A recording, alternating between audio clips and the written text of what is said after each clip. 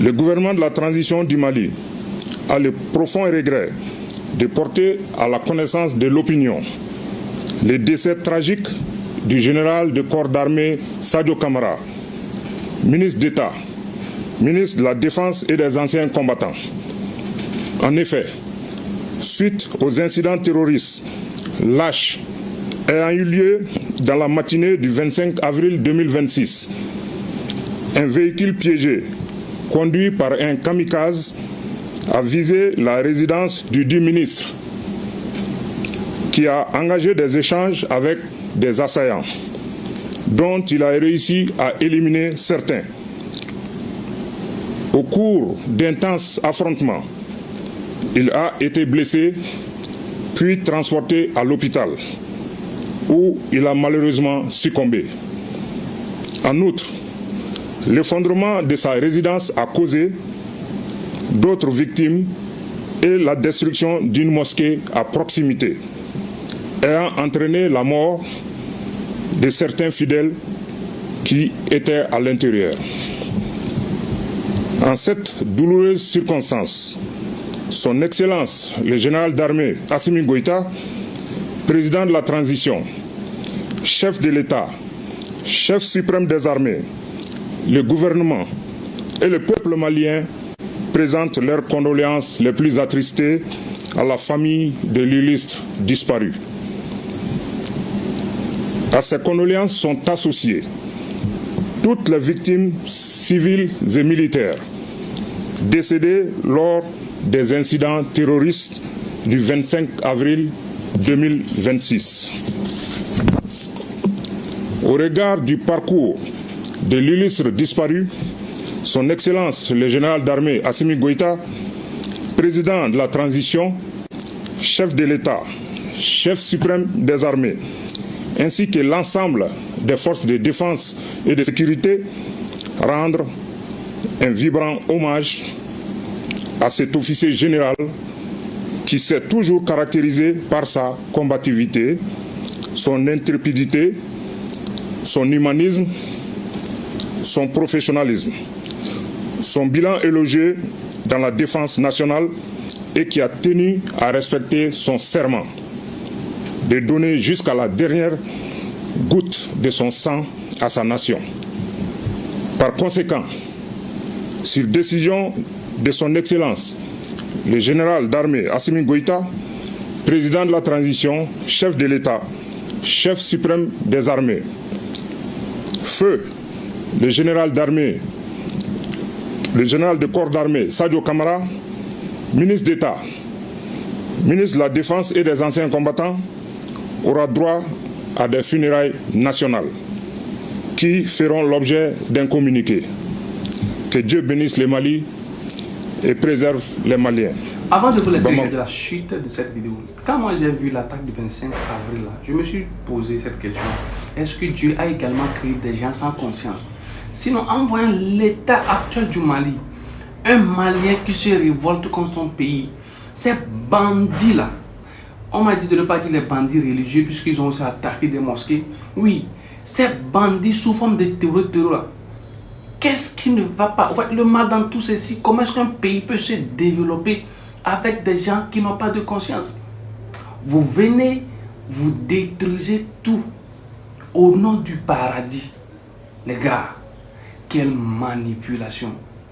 Quand tu les vois alignés, ce sont des enfants, des mamans qui sont quelque part, des parents qui sont quelque part, ils sont éliminés. On ne peut même pas partager les images ici, ils sont éliminés, exposés comme ça, comme des bétails. Et je me dis, qui les a manipulés, qui les a poussés dans ceci? Les images postées ne vont pas choquer les autres à ne pas venir. On va encore les manipuler et ils vont encore revenir, créer encore du chaos. Les gars, c'est bizarre. Je vous laisse regarder la suite de cette vidéo. Oui, c'est vraiment malheureux ce qui arrive au Mali. Depuis 2012, c'est la première fois que des attaques pareilles se déroulent dans le pays. Vraiment, je compatis avec le peuple malien. Je présente toutes mes condoléances à la famille du général Sadio Camara. c'est vraiment ce qui arrive au Mali, c'est vraiment malheureux. Vous voyez, la même journée, on a Kidal, Gao, Sévaré, Mopti, Kati. Et ce qui est inédit, c'est que le JNIM s'allie aux rebelles Touareg du FLA. Oui, vous voyez, de nombreuses personnes ne connaissent pas très bien le Mali, mais imaginez que dans la même journée, presque à la même heure, on attaque Korogo, Abengo. Touche du bois. Boaké, oui, on touche du bois. Boaké, Abidjan, Bengeville. Parce que Bamako et Kati, c'est vraiment un peu Abidjan-Bengeville. Kidal, c'est dans le nord-est. Savary, c'est dans la région du Mopti, au centre, tout ça. Donc, c'est vraiment coordonné. Et puis, on a donc... ce n'est pas inédit. Ce n'est pas inédit, cette connexion entre les rebelles Touareg et les terroristes. C'était en 2012, ils avaient fait cela. Et puis aujourd'hui encore, le Front de libération de l'Azaouadj, qui est donc un groupement de mouvements, de 4 ou 5 mouvements Touareg et Peul, dans le centre et dans le nord du Mali. Alors, ce qu'il faut noter, c'est que en réalité, il y a eu des signaux. Beaucoup de signaux. Allez tout simplement sur la page du Front national, du Front de libération de l'Azaouadj, FLA, qui a donc pris Kidal, qui revendique la prise de Kidal. Vous voyez, ça, c'est ce qui passe actuellement. Je ne sais pas si les téléspectateurs voient, mais c'est à Kidal. Le 30 mars, sur leur page, ils ont affirmé avoir attaqué à Nefif. 30 mars. Le 24 mars, ils ont affirmé avoir frappé à Guelok à l'aide d'obus et de drones. Ils l'ont dit. Le 20 mars, ils ont affirmé avoir attaqué Erabédié, c'est dans la région de Kidal. Le 11 mars, ils ont affirmé avoir attaqué le camp militaire de Gao et l'aéroport de Gao. Le 4 mars, ils ont affirmé avoir mené 2 attaques sur Takalot, c'est dans le site de Kidal. Mais qu'est-ce qui se passe au Mali? Ce qui se passe au Mali, c'est que ces informations données par le Front de libération de l'Azaouadj sont étouffées à Bamako. Personne ne peut en parler. Et il y a la propagande officielle du pouvoir qui faisait croire que tout allait bien. Rien ne se passait au Mali, quand bien même les terroristes, parce que pour moi, il n'y a plus de différence entre les rebelles et les terroristes, quand bien même les terroristes avaient pour la première fois, même quand un gouvernement civil était là, ça n'était pas le cas, mis une sorte d'OPA sur Bamako, de sorte que l'approvisionnement même en carburant n'était pas possible. Donc, il y avait des signes que les choses n'allaient pas. Malheureusement, ça s'est arrivé. La rébellion affirme contrôler Kidal, qu'ils avaient contrôlé auparavant. Ils affirment qu'ils ont eu un accord. Moi, je suis allé sur la page de Africa Corps? Non, du Front de libération de l'Azaouadj, où ils montrent une vidéo de présumés mercenaires russes en train de quitter le camp dans lequel ils étaient. C'est Dieu sauve le Mali. Très bien. Idrissa Keïta nous a rejoint, c'est notre confrère malien. Idrissa Keïta, aujourd'hui, à ce moment précis, qu'est-ce que vous pouvez nous apprendre sur l'ampleur de cette offensive des groupes armés? Avant que je ne débute, je tenais quand même à présenter on va dire mes condoléances au peuple malien. On s'associe à vous, à ces condoléances. De ce samedi, d'hier, du début des hostilités à maintenant, il y a eu des victimes à divers niveaux. Et la spéculation avait pris une certaine ampleur au sujet du général Sadio Camara. C'est désormais officiel. Et le général Modibo Koné? Le Modibo Koné, il n'y a pas eu de communication officielle, donc j'attends. Très bien. Maintenant, c'est vrai que je peux considérer cela, au-delà du fait qu'André Silver a parlé de signaux, on peut dire que c'est une suite à ce qui s'est passé en 2024. En 2024, on a vu Bamako se réveiller avec des tirs, des bruits de bottes au niveau de l'école de gendarmerie et au niveau de l'aéroport. Et si c'est vrai qu'à Chaux, il y avait une vigilance, moi je suis de ceux-là qui comprennent qu'en 2025, sur la fin d'année, quand le JNIM montait en puissance, et s'est permis de mettre en place le blocus pétrolier en bloquant les camions citernes entre la Côte d'Ivoire et le Mali, entre le Sénégal et le Mali. Pendant cette période de pénurie, nous-mêmes on le voyait à travers les réseaux, on le voyait sur le terrain, les populations étaient préoccupées à comment se doter de carburant, à comment circuler. Et c'est une situation regrettable qui a pris forme pendant au moins 3 mois. Pourquoi j'en parle? Parce que quand moi je fais ma lecture, je pense bien que c'est pendant cette période-là, où il n'y avait pas de carburant, il n'y avait pas d'électricité, que les rebelles ont profité pour vraiment s'infiltrer. Parce que depuis le temps d'Ibeka, il y a des cellules dormantes. Mais je crois que pendant cette période de 3-4 mois, septembre à décembre, ils ont vraiment eu le temps de s'infiltrer, de se positionner et d'attendre le moment opportun pour agir. Et justement, on se pose la question de comment ils ont réussi à pénétrer Kati, le sein des saints militaires au Mali. Forcément, là où se trouve la principale base, forcément militaire surtout. C'est sur la base de complicité. Parce que Kati, depuis 2012, dans l'histoire contemporaine du Mali, a un certain poids, suite au coup d'État en son temps fait contre le président Amadou Toumani Touré par le capitaine Amadou Aya Sanogo, qui, une fois cette transition finie, le président élu Ibrahim Boubacar Keïta avait dit que Kati ne fera plus peur à Bamako. Et quand un chef d'État se permet de le dire, ça voudrait dire que cette ville-là a marqué les esprits. Mais avec le coup d'État de 2020, le siège de ceux-là qu'on appelait les 5 colonels, finalement les 6 généraux, avec le décès d'un d'eux, on voit que Kati a repris du poil de la bête. Et ce n'est pas la première fois que Kati est ciblé. Et là, il s'agit d'une guerre. Et une guerre, il faut tomber l'adversaire, il y a des cibles stratégiques. Il est évidemment clair que le ministre de la Défense est une cible préférée. Mais vous avez évoqué une particularité. L'alliance ouverte entre le Front de libération de l'Azawad et le JNIM. Parce que la crise malienne est née avec la question Touareg. Et à l'époque, elle était limitée au seul nord, le septentrion, Gao, Tombouctou, Kidal. Mais plus la crise a perduré, plus elle s'est étendue au centre du Mali, où on a eu même des conflits ethniques, Dogon-Peul, des communautés, et ça s'est finalement étendu depuis près de 3-4 ans à Bamako et environ. Donc, d'une part, ils ont fait une alliance, d'autre part aussi, ils ont une certaine complémentarité. Pendant que certains savent comment manipuler les drones, d'autres savent comment maîtriser certaines armes. En tout cas, ils ont une certaine complémentarité et ils font désormais une synergie. Maintenant, la page, évidemment, du Front de libération de l'Azawad, c'est vrai qu'au niveau de Bamako, on nous a interdit de trop prêter l'œil à ce que dit l'ennemi pour ne pas se retrouver dans une certaine, si vous voulez, apologie. Mais n'empêche que j'ai jeté un œil, j'ai vu que leur communiqué a été très clair. Dès le départ, ils ont jeté le regard sur Wagner, Africa Corp. Parce que lorsqu'ils ont perdu Kidal, l'armée l'a réussi à travers l'aide de Wagner.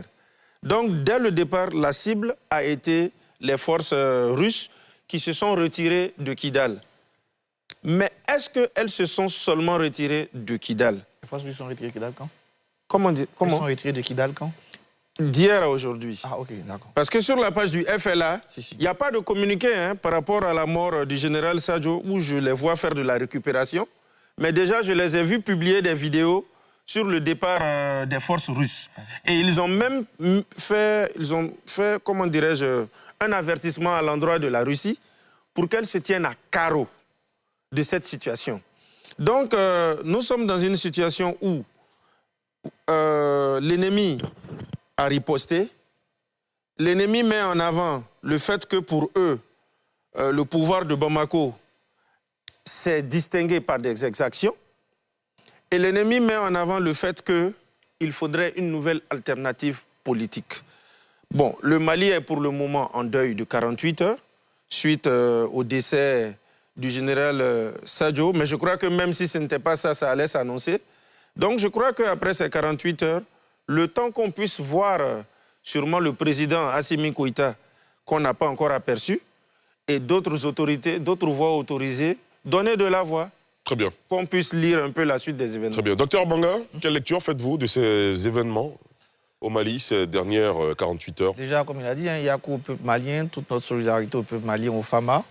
J'ai envie de dire c'est malheureux en soi, mais le fait qu'on ait un communiqué officiel et enfin un visage officiel venir annoncer malheureusement la mort du général Sadio Camara, c'est quelque peu, entre guillemets, rassurant parce que pendant 48 heures, on avait l'impression que, on a même jusqu'à présent l'impression que le Mali n'est pas géré, n'est pas contrôlé. On n'a pas entendu le président. Non, il y a eu beaucoup de communiqués qui disaient que tout était sous contrôle. Hein. Oui, on a eu des communiqués, mais avoir un vrai visage. Je pense qu'aujourd'hui, il y a un point d'interrogation déjà dans la tête des gens, puisqu'on n'a pas encore entendu, on ne voit que des communiqués, on n'a pas encore entendu des gens. C'est dommage, c'est triste, tout ce qu'on voit là. On a eu, comme il a dit, en 2024, un premier niveau de coordination qui avait permis, malheureusement, de toucher Bamako. Mais là, en termes de coordination, c'est une première depuis bien longtemps d'attaquer de façon simultanée pratiquement tout le Mali. De rentrer dans Kati hier et même ce matin encore avec des tirs dans Kati. Donc, il y a un vrai danger qui se pose. On est quand même dépassé par moi, j'étais vraiment dépassé par l'ampleur de la coordination et l'ampleur de l'attaque. Et puis, tactiquement, on se retrouve aujourd'hui dans des choix stratégiques qui sont contre-performants aujourd'hui. Pendant longtemps, il y avait un distinguo, comme André le disait, entre, d'une part, le mouvement rebelle, autonomiste, et les djihadistes, qui étaient sauvés par l'accord d'Alger. À partir du moment où le gouvernement malien a mis fin à l'accord d'Alger, a attaqué Kidal, il a malheureusement permis aux rebelles et aux terroristes de faire front commun. Pour les rebelles, pour moi, c'est un mauvais choix parce qu'ils avaient déjà commencé ça en 2012. On a vu que c'est mal terminé. C'est un mauvais choix parce qu'aujourd'hui, politiquement, on ne peut plus discuter avec eux, on ne peut plus les mettre sur un accord de paix, etc. Même là, aujourd'hui, on se demande qu'est-ce que sera le Mali demain. Qu'est-ce que sera le Mali demain? Je pense, et je vais m'arrêter là, peut-être que quelle que soit l'issue, il faut quand même s'arrêter et faire un bilan des choix stratégiques qu'on a fait. Il faut quand même s'arrêter et faire un bilan des choix stratégiques. Et ce qui s'est passé hier et se passe aujourd'hui montre que les choix stratégiques, on peut être animé d'une bonne volonté. Hein. Je ne nie même plus la bonne volonté de la jeune. Ce n'est pas ça le problème. Le problème, c'est les résultats. Il faut s'asseoir et se demander comment on redresse cela. Et je vais terminer par dire que ce qui se passe au Mali inquiète toute la sous-région. Ça inquiète toute la sous-région. On est en train de voir aujourd'hui, d'ailleurs on le voit dans tous les pays, mais là ça devient vraiment inquiétant. Il faut, à un certain moment, que la sous-région aussi, d'une manière ou d'une autre, avec nos frères maliens, en dépit de nos divergences politiques, il s'agit là maintenant du fonctionnement même de notre environnement.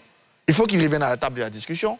Il faut qu'ensemble on essaie de construire des solutions qui vont permettre à la sous-région d'être un peu plus stable, parce que vraiment, on est face à une ampleur importante, à tel point que même les renforts russes négocient pour sortir de Kidal.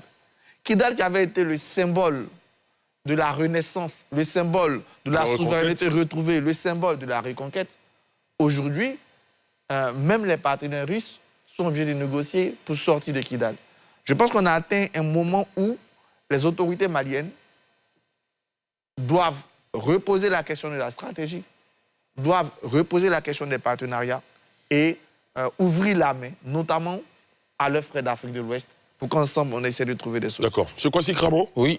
Analyse? Mais écoutez, nous sommes vraiment tristes pour le peuple malien, frère, qui passe par ces tribulations depuis si longtemps. Et ce que nous venons de vivre ces dernières 48 heures sont vraiment dramatiques. le Mali est un pays frais. Les turbulences là-bas, nous les ressentons aussi ici. Vous allez voir qu'avec les événements qui viennent de se passer, la Côte d'Ivoire va encore accueillir beaucoup de nos frères qui viendront pour chercher de la sécurité. Notre vœu, c'est que les intelligences au Mali, pour parler un peu comme Arthur, hein, que les intelligences au Mali prennent, on va dire, la pleine mesure de ce que le peuple est en train de souffrir et trouvent la voie pour la paix. Les pays membres de la CEDEAO, à commencer par la Côte d'Ivoire, le président Alassane Ouattara a toujours montré sa disponibilité à aider à trouver cette voie. Et je pense que cette bonne disposition demeure. Vraiment, Yako au peuple malien et tous nos voeux du retour de la paix les accompagnent. Très bien. Sylvain? Oui. Je dirais que il y a eu ces attaques. Mais derrière ces attaques, il faut voir aussi les moyens qui aujourd'hui sont utilisés dans ces attaques-là. J'ai entendu parler de drones. J'ai entendu parler, bon, habituellement, les fusils d'assaut et tout ça. Mais aujourd'hui, la guerre prend une autre dimension. Et on se demande comment ces mouvements rebelles et ces groupes djihadistes sont-ils alimentés avec un équipement aussi sophistiqué. Donc, face à cette situation, je pense qu'il faut louer aussi la bravoure de l'armée malienne parce que malgré la coordination de l'attaque, malgré les cibles stratégiques qui ont été visées, Bamako ne s'est pas écroulé. Mais est-ce que c'était l'objectif? Tout à l'heure, le communiqué que nous avons vu à la télé est lu par l'une des autorités maliennes pour dire que la situation est peut-être heureusement encore sous contrôle. Mais à la fin, on va se demander quels sont les objectifs derrière cette attaque où aujourd'hui des groupes rebelles et des groupes djihadistes qui n'ont pas forcément les mêmes objectifs en attaquant s'associent, s'allient. Est-ce que c'est une alliance circonstancielle? Est-ce que c'est pour gouverner ensemble des djihadistes et des rebelles non djihadistes? Bon, ça je m'interroge. Je m'interroge, mais en même temps, il faut aussi que les autorités maliennes repensent le système sécuritaire.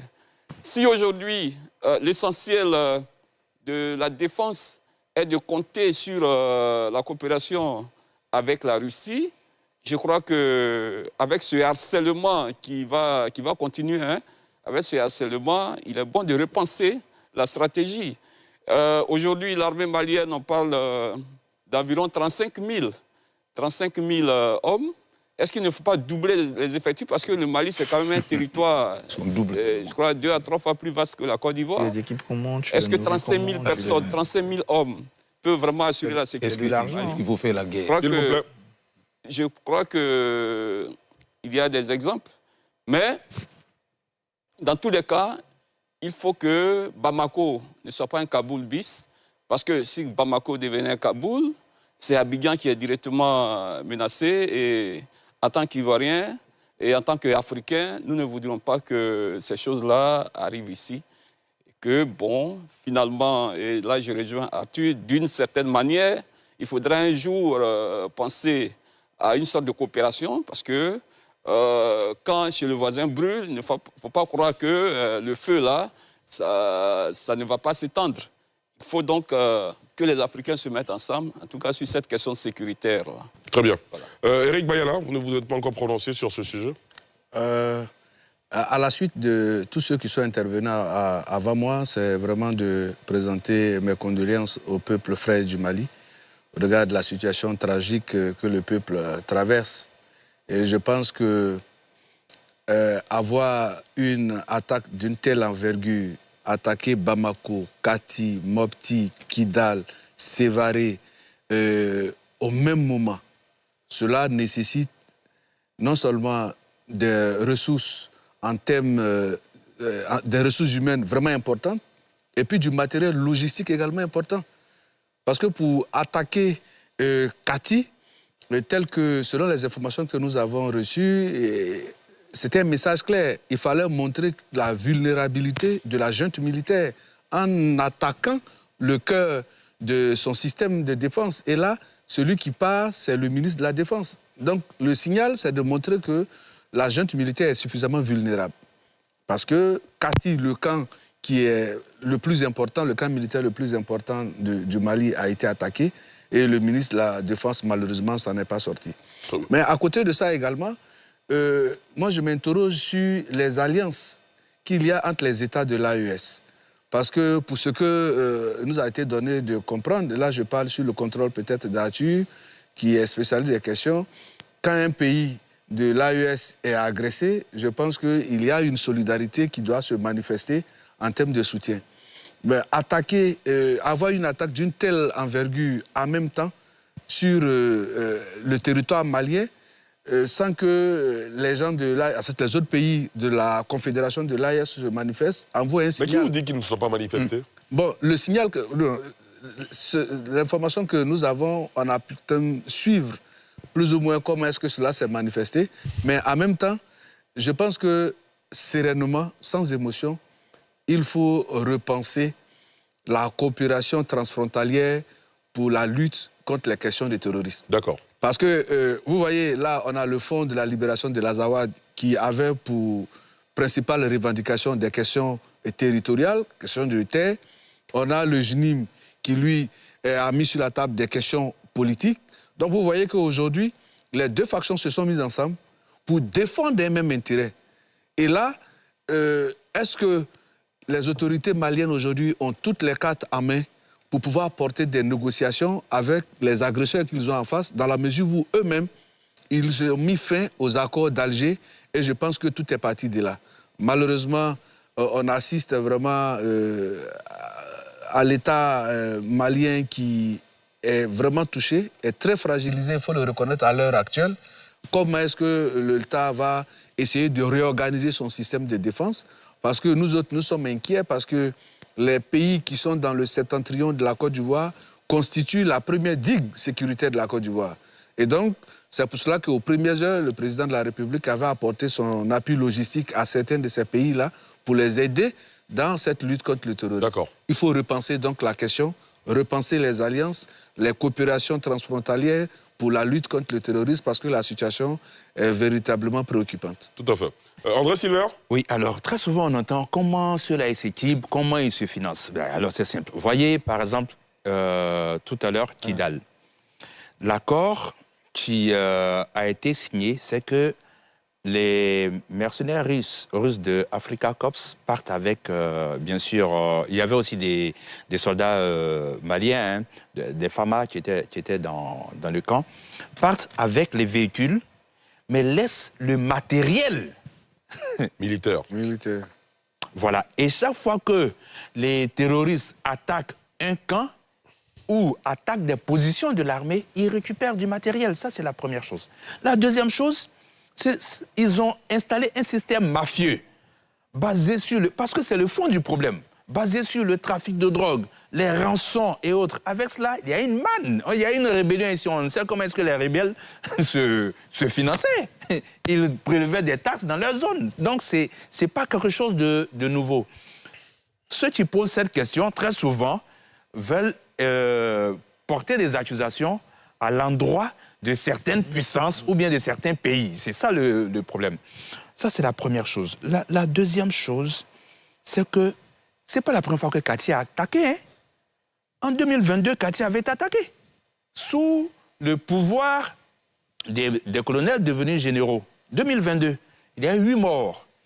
La troisième chose que j'aimerais relever aussi rapidement, c'est que c'est le narratif qui a constitué à dire c'est la Côte d'Ivoire, c'est la CEDEAO, c'est la France. Aujourd'hui, on se rend compte de quoi? Le Front de libération de l'Azawad, c'est des Maliens. Le JNIM est constitué de quoi? Je l'ai dit à plusieurs reprises sur ce plateau. Pas un seul Ivoirien n'est chef terroriste, pas un seul. Mais on a passé son temps à vouloir culpabiliser d'autres pays alors que la réalité était là. Le JNIM est constitué de qui?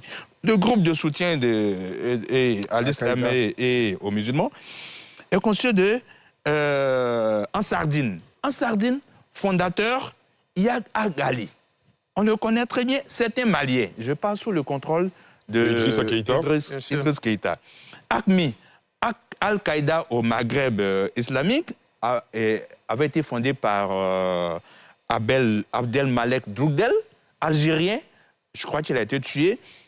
La Katiba Massina de Amadou Koufa, malien. Le Al-Mourabitoun de Bel Mokhtar, le boy, algérien. Mais il y a une chose qui passe inaperçue, j'aimerais attirer l'attention de tout le monde. C'est que dans ce mois d'avril, le Mali a décidé donc de changer sa position diplomatique en ne reconnaissant plus, vous voyez, la République arabe sahraoui. Je voulais en parler même. C'est un problème de fond. Parce que cette république est soutenue, je parle toujours sous le contrôle d'Idriss Keïta, par l'Algérie. Bien sûr. Et qui a négocié le départ des forces russes de Kidal? C'est l'Algérie. Donc quand vous faites des choix diplomatiques, alors que l'Algérie est un pays puissant, voisin, non loin de Kidal, qu'est-ce que vous espérez? Il y a des choix stratégiques, des choix diplomatiques qui ont été opérés et qu'aujourd'hui, les autorités maliennes sont en train de payer cash. Les autorités maliennes ne parlent pas de cela parce qu'il est plus facile d'accuser la Côte d'Ivoire, d'accuser le Bénin, qui n'ont rien à voir avec cela, que de dire attention, on ne sait pas à quel jeu joue l'Algérie. Voilà un problème. Très bien, on termine avec vous, Idrissa Keïta. D'accord. Tout d'abord, pour ce qui est de l'armement des rebelles, leur équipement, au plan local, c'est vrai, quand ils attaquent un endroit, il y a des victimes, ils prennent ce qu'ils trouvent. Mais il y a un tournant à ne pas négliger. Hein. Dites-nous. En novembre dernier, pendant que la Côte d'Ivoire était dans l'euphorie de la présidentielle, au Mali, il y a un général émirati qui a été pris avec 2 de ses guides. Et pour cette négociation, c'est le big boss même de la rébellion en personne, Yag Alali, dans la localité de Tabankort, je crois bien vers le Niger si je ne me trompe pas, qui est venu en personne négocier 50 millions de dollars. Et au-delà de cette liquidité, il a aussi... Près de 30 milliards de francs CFA. Voilà, il a aussi exigé une grosse quantité de dotations en armement, dont des munitions. Et je rebondis même sur l'occasion pour dire que quand le pouvoir actuel émergeait en 2020, il y avait le dossier de la libération de feu Soumaïla Cissé, l'ancien chef de file de l'opposition. Mais quand Soumaïla Cissé a été libéré, si vous vous rappelez, il y a eu un échange. On a libéré énormément de djihadistes qui étaient dans les prisons. Donc c'est pour dire que ces gens-là vivent régulièrement d'échanges et des otages. Ça, c'est le premier point. Il a été aussi question du fait, est-ce que le FLA et le JNIM, est-ce une alliance circonstancielle ou est-ce pour gouverner? Il est clair que c'est pour gouverner.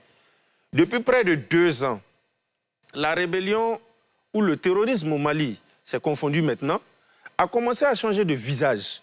Et dans les discours, ce sont des projections politiques et politiciennes qui ont pris forme. Après, restons sur la géographie.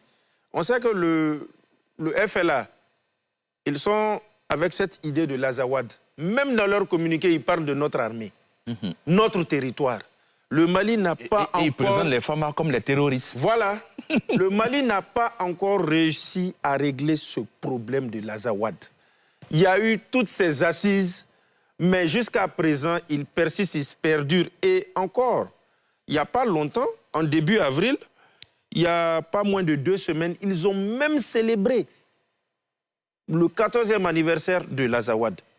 Donc, ils ont une ligne, même quand ils sont en minorité, ils continuent de la maintenir. Donc, ils ont cette idée de récupérer une partie du territoire.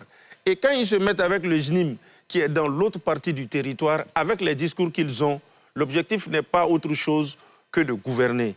Ensuite, il y a la question de Wagner. Wagner a été contraint, qui s'appelle Africa Corp, a été contraint de se retirer de Kidal pour partir, selon mes sources, vers Tripoli. Mais reste à savoir, puisque Wagner a plusieurs camps, plusieurs représentations à travers le territoire, est-ce que les autres entités de Wagner à travers le territoire vont suivre ou est-ce seulement la colonne de Kidal? La question reste posée, on va devoir le suivre de près. Maintenant, la question de l'Algérie est très déterminante. On termine là-dessus. Pourquoi est-ce que cette question est déterminante? C'est que quand Kidal avait été récupéré en 2023, ils avaient retranché vers la zone de l'Algérie et étaient très actifs dans la fameuse circonscription de Tizawaten, où régulièrement il y avait des attaques, des affrontements avec l'armée. Et cette situation a tellement attisé les choses qu'il y a eu même des poignées verbales au niveau des Nations Unies entre le Premier ministre et, je crois bien, le ministre des Affaires étrangères de l'Algérie. Donc, étant à Tizawaten, étant, comment on appelle ça, en Algérie, les rebelles ont toujours continué, les terroristes ont toujours continué d'être actifs, de se préparer pour pouvoir avoir une opportunité de riposte. Et dernièrement, avec le fait que le Mali ne reconnaisse plus la République du Sahraoui, le Mali lâche en plein vol l'Algérie, on va dire diplomatiquement, pour aller en faveur du Maroc, alors qu'on connaît très bien le litige qu'il y a entre ces deux. Donc, il va de soi que si le Mali, soutient, désavoue un endroit que soutient l'Algérie, mais l'Algérie aussi va profiter, et c'est connu et c'est affiché. Donc, pour toutes ces raisons, on voit que finalement, cette fois-ci, en tout cas, à chaud, la rébellion a su se structurer. Et depuis 2023, lorsque la MINUSMA devait se rétrocéder les camps, depuis cette époque déjà, rebelles et terroristes étaient mis ensemble. Mais à l'époque, quand le gouvernement en parlait, ils étaient incompris. Mais désormais, c'est clair, c'est visible. Le Mali a une idée de ses ennemis. On voit que les cellules dormantes sont devenues très actives. On voit qu'il y a un important réseau de complicité. Donc les renseignements vont devoir revoir assez de choses. Et finalement, le dialogue intermalien, toutes les assises maliennes disaient qu'il fallait négocier dans les recommandations avec les mouvements armés. Très bien. Merci d'avoir pris le temps de visionner la vidéo du début jusqu'à sa fin. N'hésitez surtout pas de vous abonner, liker, partager, mettez surtout vos avis dans les commentaires. Nous avons un sérieux problème en Afrique. Vous savez, nous sommes rejetés partout. Hein. Partout dans le monde entier, nous sommes rejetés. Excepté chez nous en Afrique ici, dans quelques pays africains où la race noire est acceptée. Dans le monde entier, nous sommes rejetés partout. Et le mal dans tout ceci, quand je vois récemment l'Afrique du Sud demander aux Africains de rentrer chez eux, puisqu'ils sont des étrangers, de rentrer chez eux et également aller essayer de développer leur pays. Je me suis dit, attention, ça fait mal. Ça fait mal. Un Malien qui quitte le Mali pour l'Afrique du Sud et on demande à ce dernier de rentrer, de développer son pays. Peut-être c'est quelqu'un qui était là avec des idées de l'entrepreneuriat et tout. Mais à cause de ces maudits bandits-là, il serait obligé de quitter son pays. Et aujourd'hui, tu vas te retrouver quelque part, on te dit, quitte ici, va dans ton pays, va développer ton pays. On ne fuit pas un pays ici, on veut réellement le développement de ce pays. Avec ces voyous-là. Est-ce qu'un pays peut se développer? Non.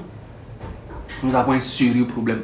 Moi, je les ai vus éliminer, déposer par terre comme ça, comme du bétail et tout.